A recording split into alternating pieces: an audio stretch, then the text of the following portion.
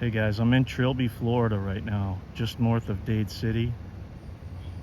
There's a drive-through store on the north end of town that was robbed, apparently when it was closed.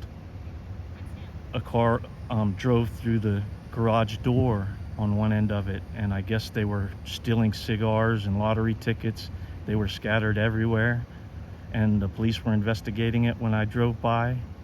And then I came here to Trilby, where the chopper was overhead, and I saw the officers surrounding this huge block out, surrounding some woods.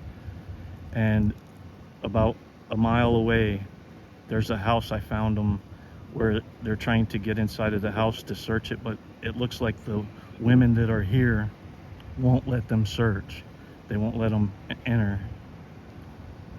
I don't know if the person came here or whether this is where the person was from or what.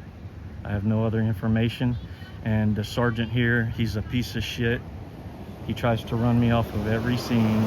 He can't keep his fat ass mouth shut.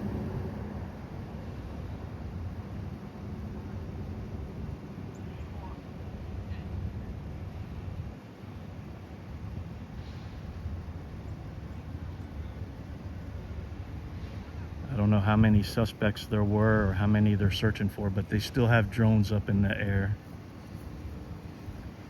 We have the Pasco County Sheriffs, the Dade City PD, the FHP is here.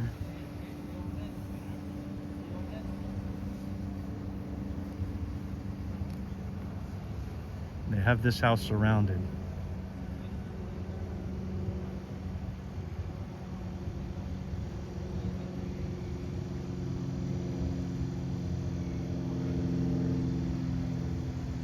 So if you're in the Trilby area, keep your doors locked.